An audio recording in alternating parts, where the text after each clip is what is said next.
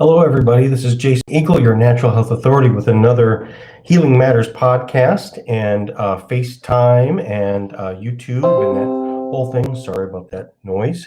So today we are talking about the 8 most common food allergies, and it's actually a lot more than that. And we're going to go into the different numbers in terms of, now there's different types of what we call allergies. They're broken up into different things. One would be airborne allergies. So a lot of times when typically a person says, I have allergies, they're talking about like ragweed and pollen and that type of stuff. Then there's food allergies, which is what we're talking about today. And then there's allergies, or what's called chemical hypersensitivity. There's another form of that too, which would be energetic allergies or energetic stimulated EMFs, other types of things. I'm going to get a little bit into that today, but then we get into a breakdown of what we call immune versus intolerance. Well, it's all the immune system.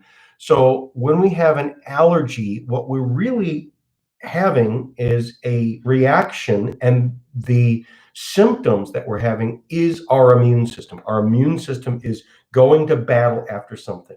And I always like to say about the immune system, which is, what we would call autoimmune, people like to say, your immune system's screwed up and we need to turn it off. Well, that's like saying to Lassie, that's just a dumb dog, stop barking. Or like I like to say this analogy too, like the boy who cries wolf who has scratches on him or her. That's not faking. They're not faking. So it's an attack. So it's related to infection. It's related to organ toxicity. It's related to something triggered that. And now the foods are doing that. Although most of the foods, again, we're not really allergic to them. Now, many of the allergies is, okay, we can say it's the food or what's in the food or how was the food grown. So everybody is allergic to what's called glyphosate. So this whole thing about what's called a gluten allergy, 9 times, and my wife can prove this. My wife can absolutely 100% prove this. My wife is extremely allergic to gluten. That would be anything that is wheat, okay? However, that is American wheat. And I can prove this because we went to Belize and we found this wonderful little shop, this guy from France. And he lives there now. And he opened up a little French brasserie type of thing. And he makes good French bread and croissants and that whole thing. But he has the wheat shipped in from France. And so it's not American wheat. And in America, they use what's called glyphosate or Roundup, and they have Roundup ready seeds, which means they're genetically modified to tolerate the Roundup. Now, but it's used with wheat here in America in a very specific way, which is, in fact, it's against the regulations, but they do it here, which is basically Roundup is stated right on the box when you spray it on your crops, especially edible crops, which is you are to spray it on and then you are to let it stay on and do not harvest the seed for 2 weeks because you need the rain to wash it off. Whereas a lot of wheat is literally sprayed with glyphosate, Roundup, and then they harvest it 2 days later. Why? Because also glyphosate is what's called a desiccant, meaning that little packet of that thing that dries stuff up that you have in foods and supplements.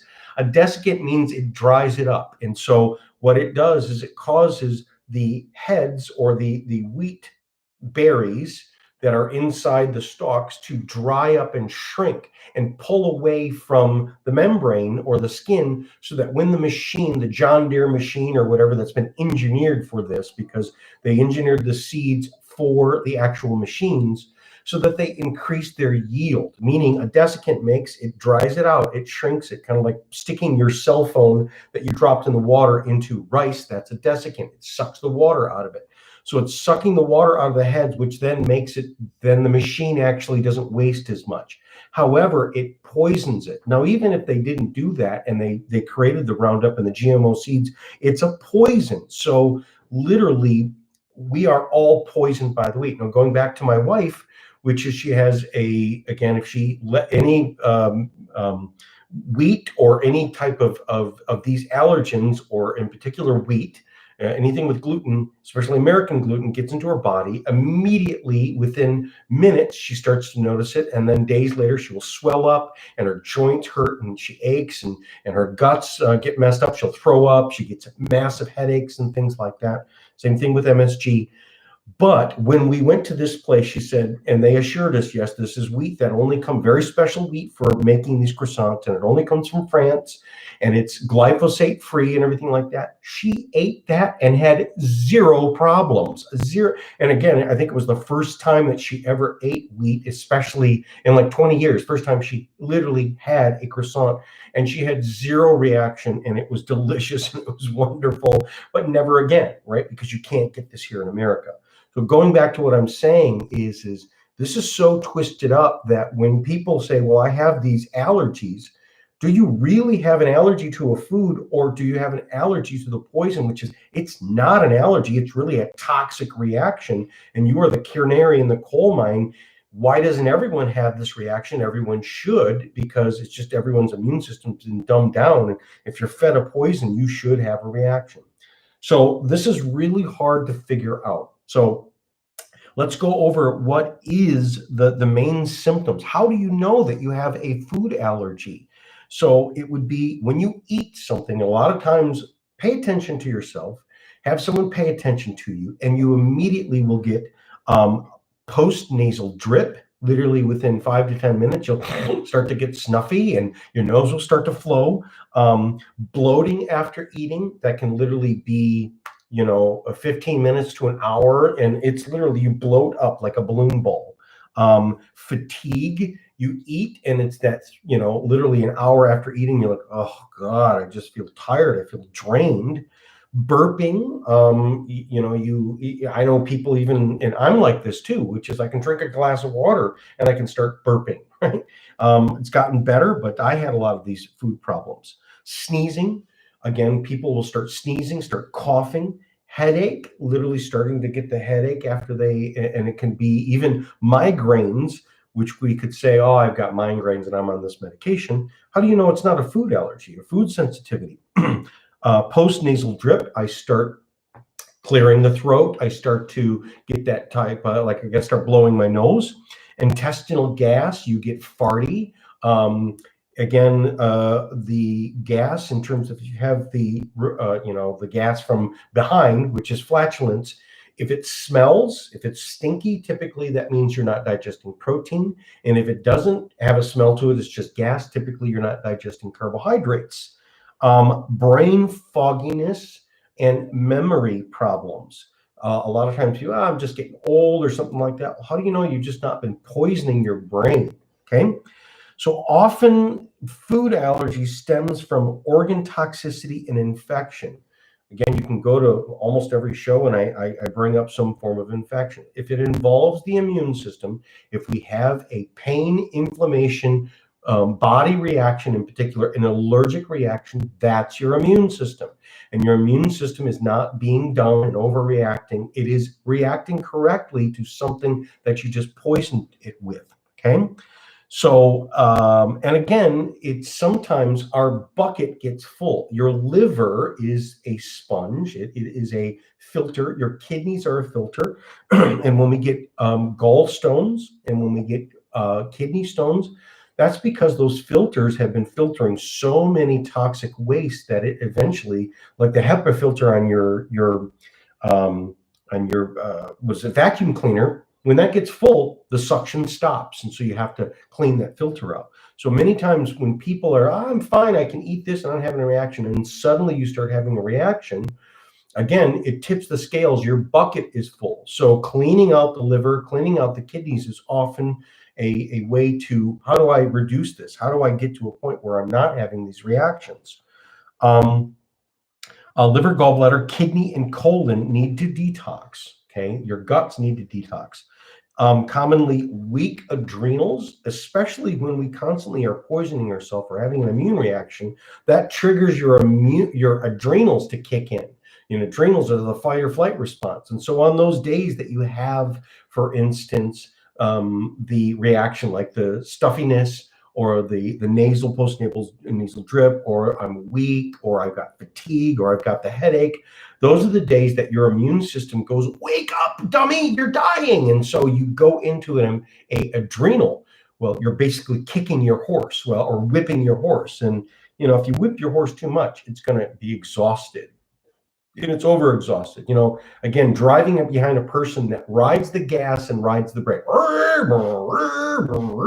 as opposed to just coasting. You can see a person that's really hard on the engine, and it's really hard on the adrenals. So the adrenals are always being kicked in. Your thymus. Your thymus is your immune system. It's right behind here. It's the main, basically, like I call it, the Pentagon for all of your immune system. We have all these different types of immune organs that are throughout your body, but the thymus, which is behind your sternum, thump your thymus, that helps to stimulate it.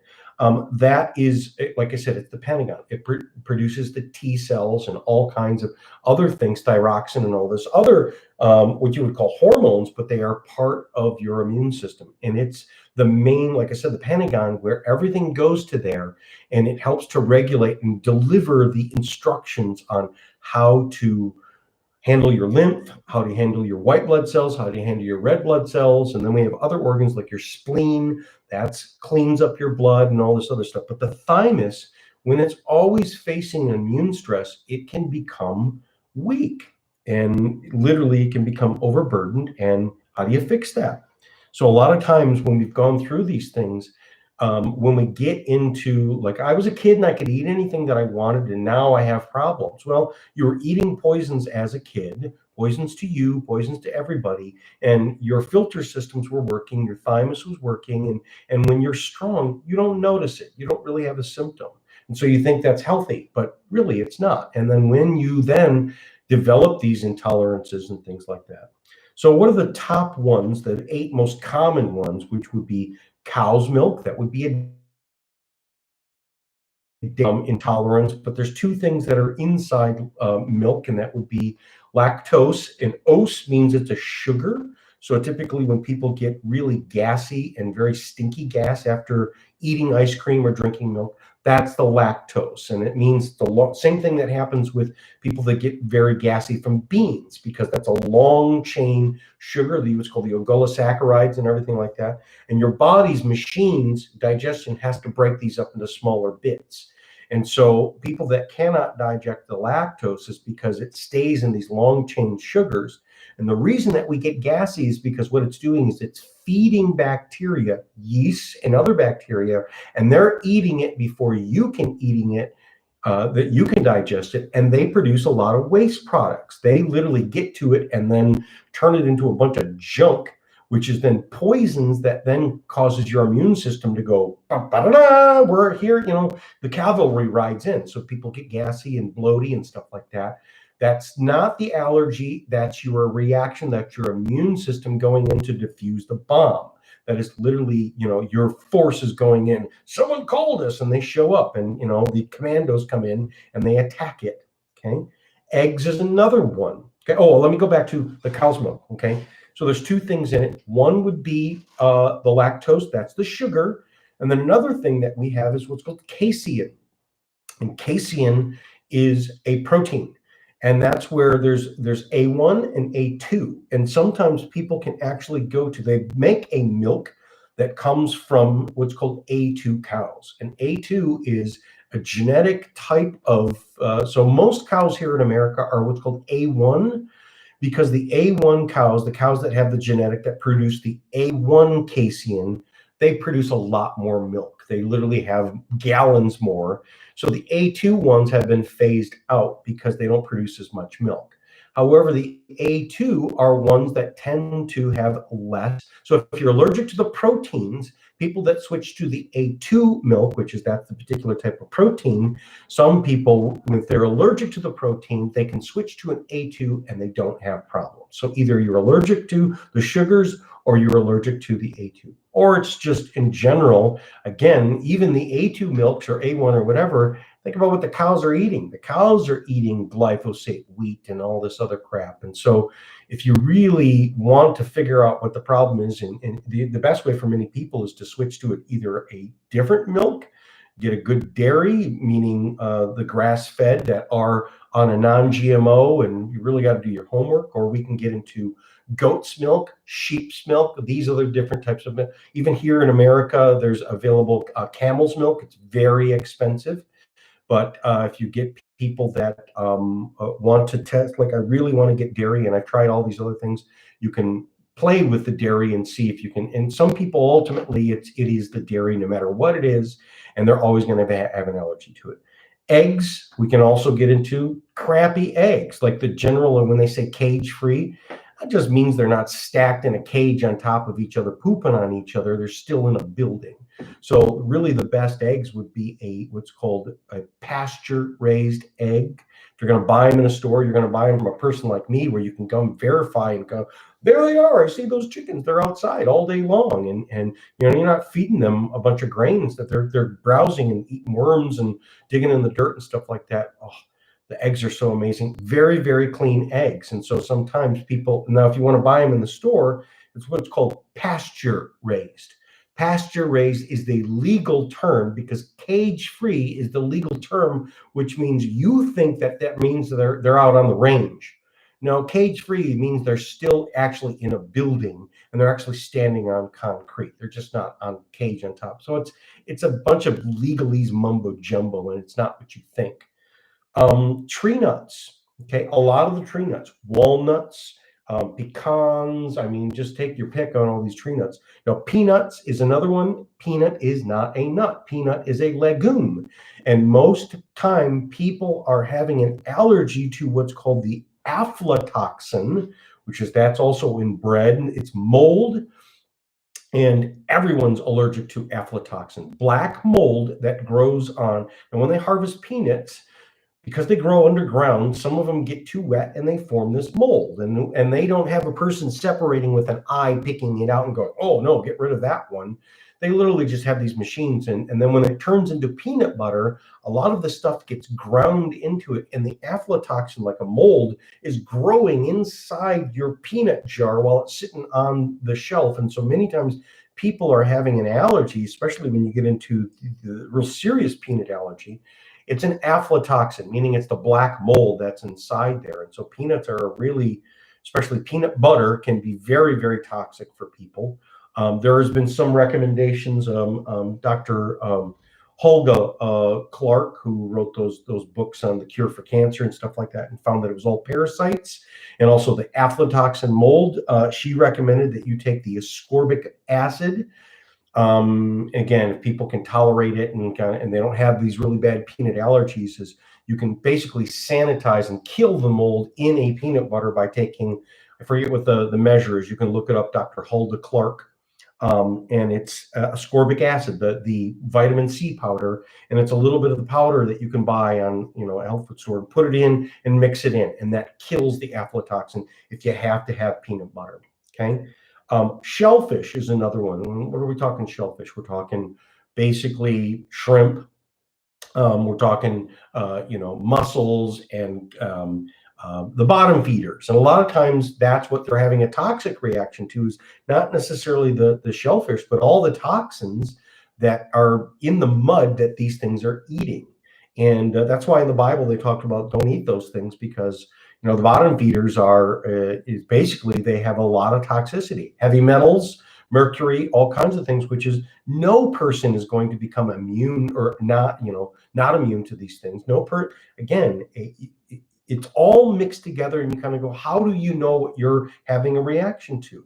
If you're having a reaction to a toxin like a heavy metal or a mold or cadmium or arsenic, that's a poison to a living thing. And if that thing is mixed in there, then you don't really want to eat that. And you don't want to go, I want to get rid of this allergy. No, so again, cleaning the food up is the number one thing. And no one's really done that. So it's really difficult to figure out what is really going on.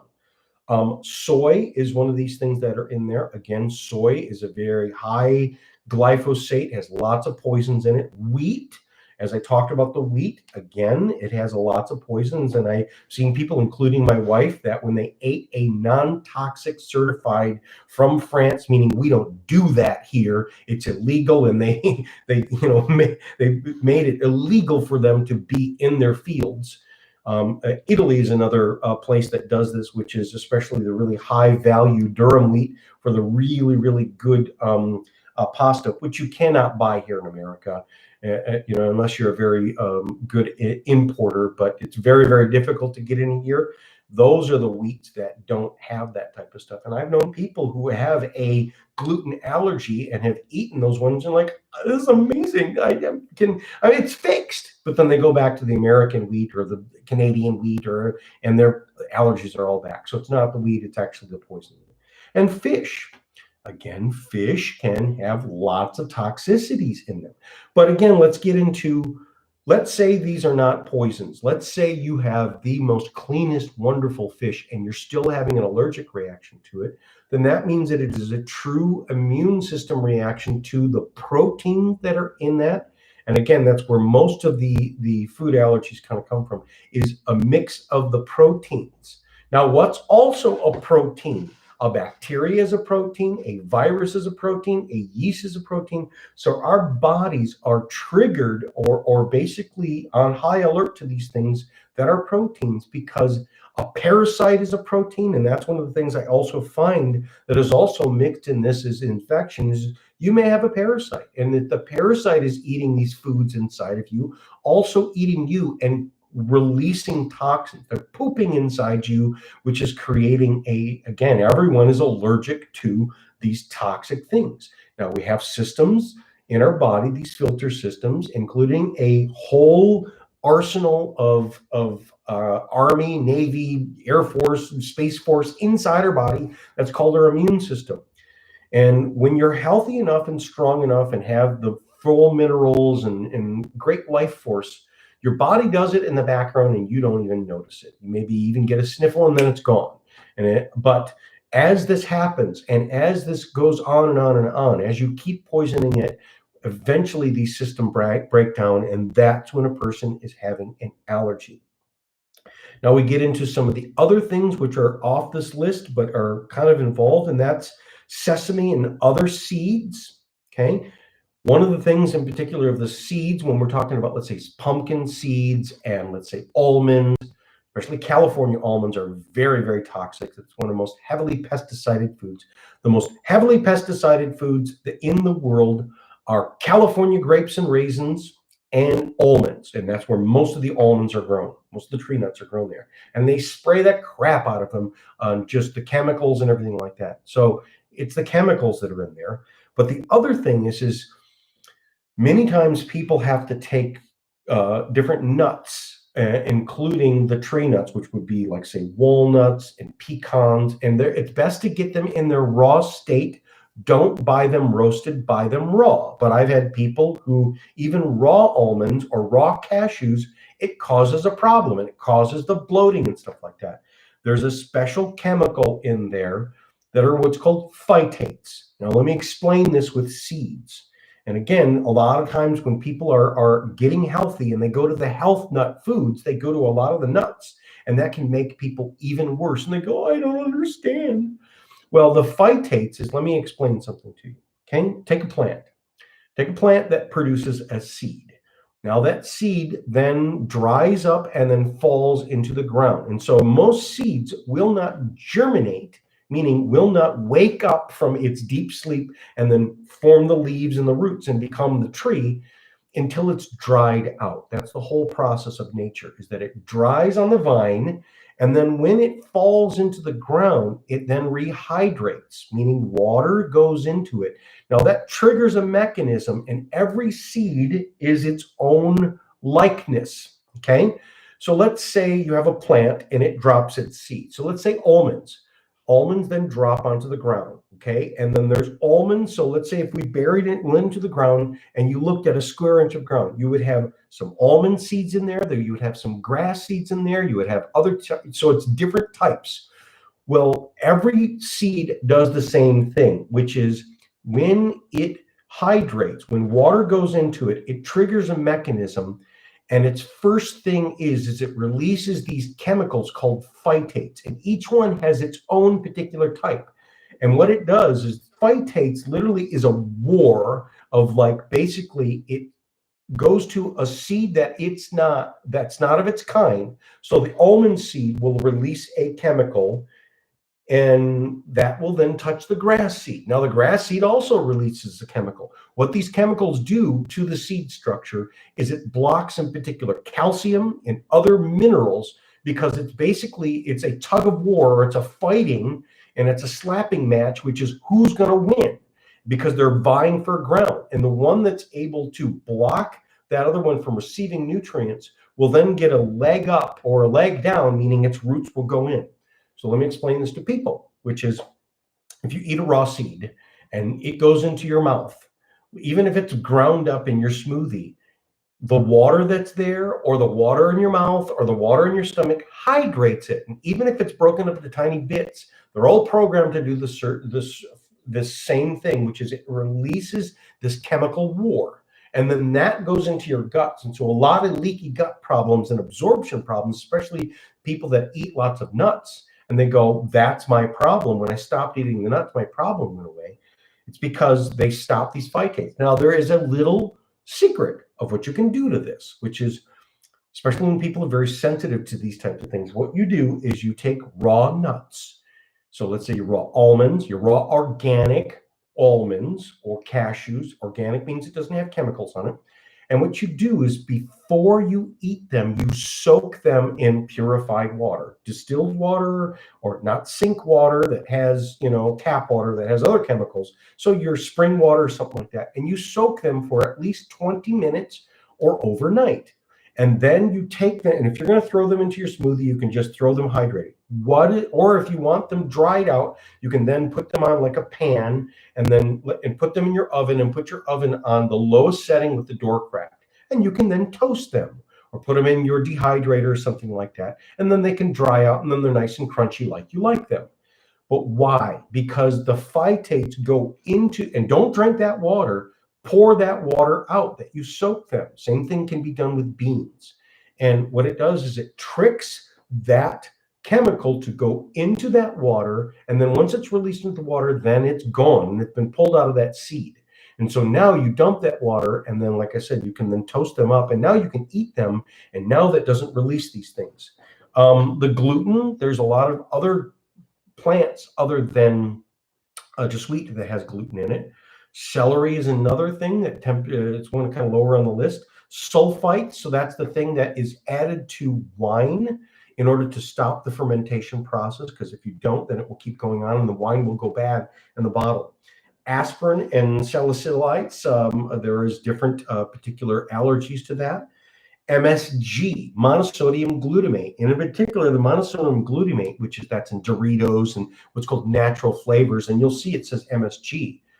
What it does is it literally is a neurotransmitter. It basically tricks your brain, your tongue, into believing things taste sweeter or saltier or tastier or garlickier or whatever. So they don't have to add as much of those things. It makes things taste more. It's a lot of Asian foods, but it also causes brain swelling. This is one of the things that's also been linked with autism, again, hypersensitivity or hyperactive kids, is they eat too much of this stuff and it makes them go crazy. Okay, take these things out because it's a poison. Okay, so let's go back to, I've talked on all these different things that are the big topic things. And so one of the number one things that a person can do, which is, I don't know what my problem is. So what you do is, the very first thing is eliminate. Do an elimination diet, because there's a lot of different things that we could also be allergic to. And again, or it's feeding something inside of ourselves. So sugar is another one top thing. Is sugar, everyone's allergic to sugar? Not really.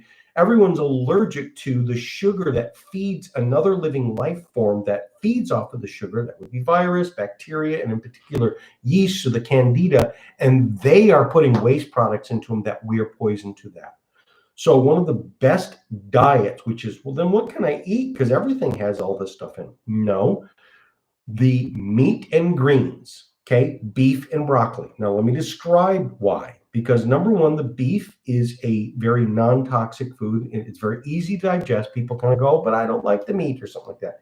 Again, there's not enough sugar in it to grow any type of yeast.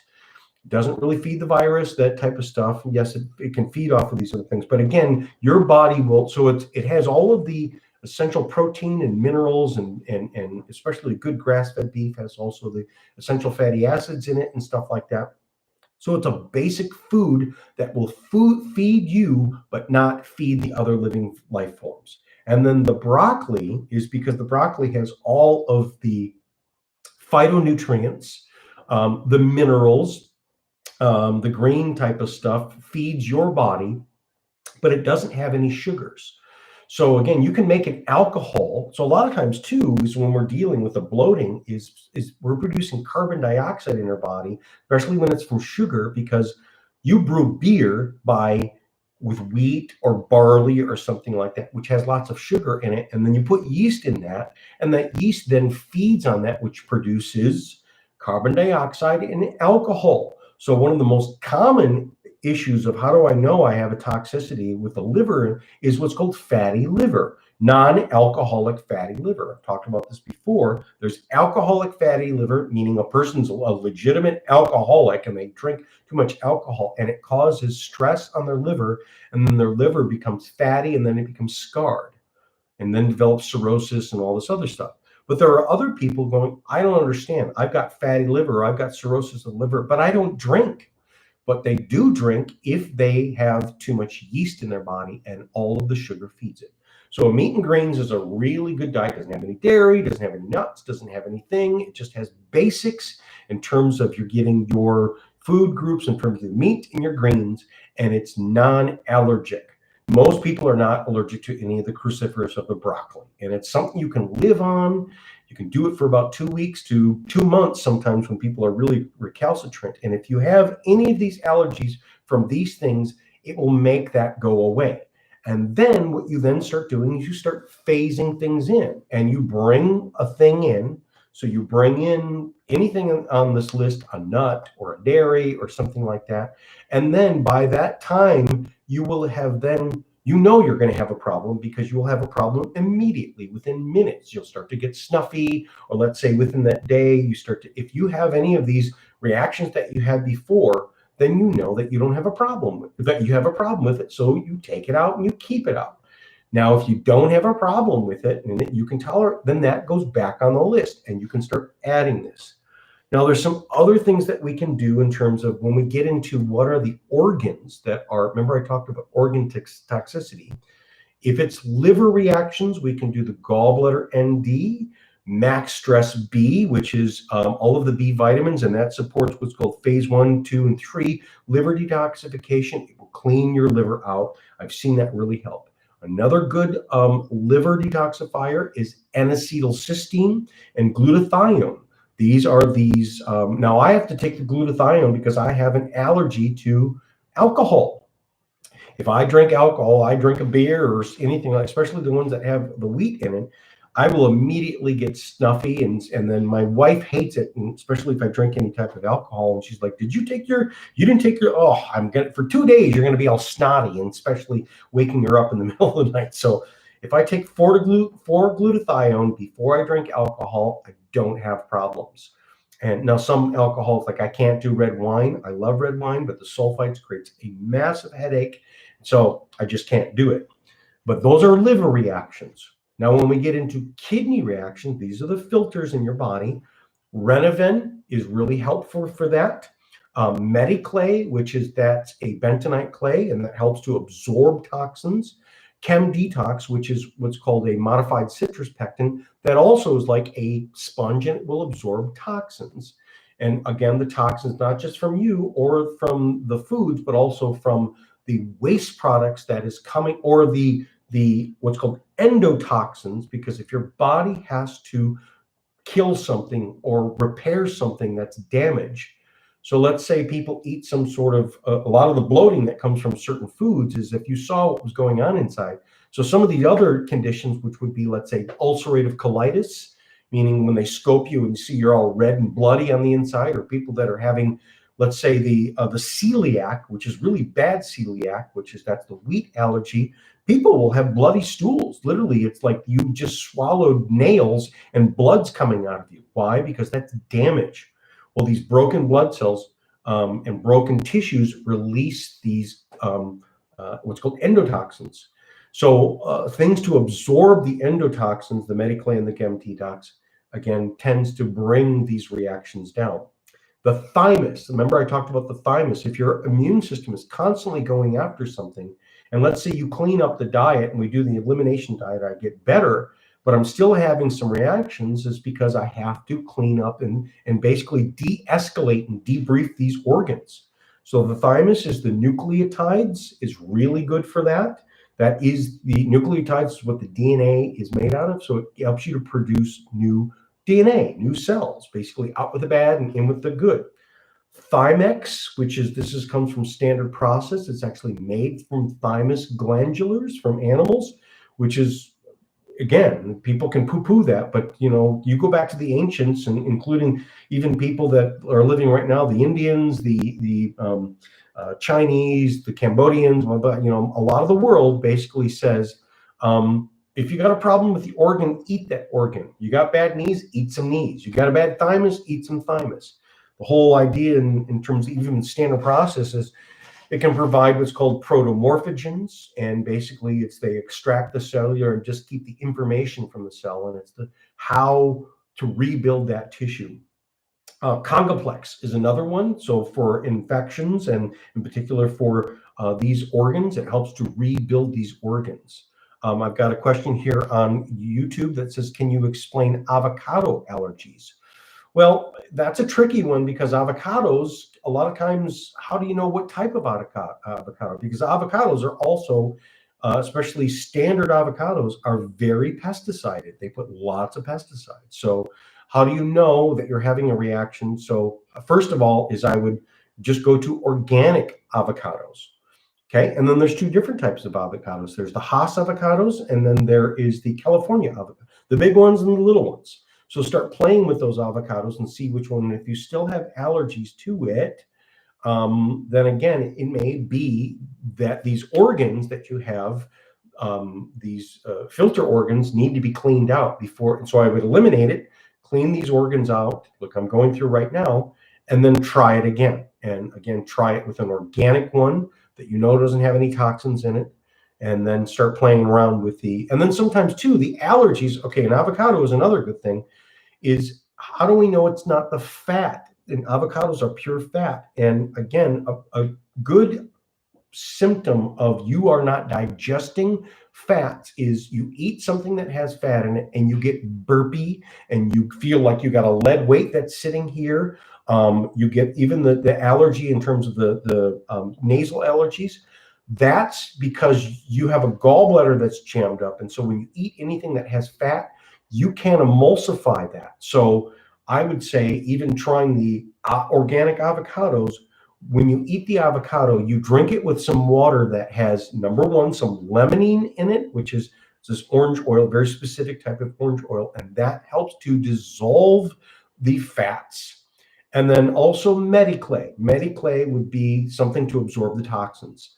And so if you still have the problem with that, then just eliminate it. But sometimes finding by actually, it's the parts of the food that I'm not digesting very well that I think is a allergic reaction, but it's because fat is just sitting like a glob on me because my gallbladder can't digest it. Let me get back to this, which is, okay, we said the thymus, okay, congoplex. Then we get into the adrenals. Again, when the person's in this fight or flight mechanism all the time, the adrenals. So for adrenals, it would be Adrenaven, that's Premier Research Labs, which helps to rebuild the adrenals. I also like standard process Drenamin. That provides actually some adrenal glands. And that one is spectacular as well in terms of literally helping to rebuild the adrenal glands. And then we get into digestion. So again, it could be my guts. It could be my whole digestion process. And that would be HCl, hydrochloric acid, for the stomach. That would be digest, which is the digestive amylase, protease, lipase, all this other stuff. Then they also make another one called Digestase SP, which has serrapeptidase, and serrapeptidase has been shown for people with allergies to really help to fix that. Then there's another one, if I can't digest protein. Remember I said if you can't digest fat, that is the limonene. It's also lecithin. Lecithin actually is an emulsifier. If I can't digest protein, which my wife couldn't for a long time, that's why she was vegan, but then we put her on protease, which is protease digest protein, and now she can digest protein, and then her body went, oh, me need protein. And then that's why we started raising our own animals, because we couldn't even buy the stuff that was good enough. And now she really thrives on meat, but that's because we fixed her ability to digest it. Sometimes it's the pancreas, and we cannot digest or release enough insulin, or release too much insulin, and there's a number of different things to help with that. And then we get into the phytates. We talked about soaking the nuts. And then there's another thing too, is a lot of times it can be actually a parasitic infection. So I've seen the help of the peristat and the peritocin. Peristat particularly helps with the amoebas, and depends upon what type of parasite. Peristat is good for the amoebas, the single-celled organisms, and the worms, like the roundworms and hookworms and these types of things. The peritocin helps with the liver flukes, the flatworms, and these types of things.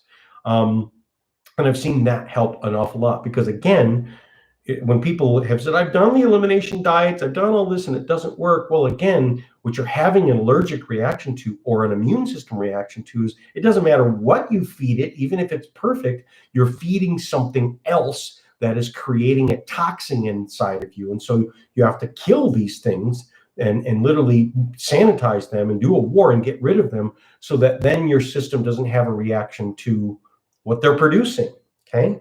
Then sometimes we get into energy, okay? There's sometimes, again, the energy that's on things. That's when we get into what's called encoding. A lot of, when we test energetically the foods, is that it goes into a lot of the foods, especially the fruits and vegetables, including avocados, they go through a gamma X-ray radiation.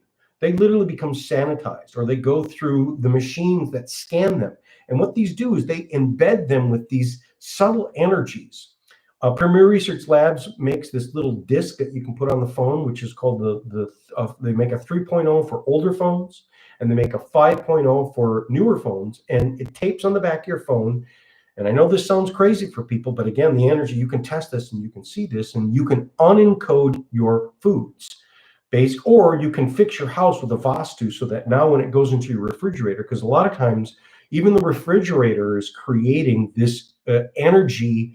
Basically, it's like a smog, an energetic smog, like EMF, or it's more than that. And it literally is affecting the cellular or DNA matrix, energy matrix of that food.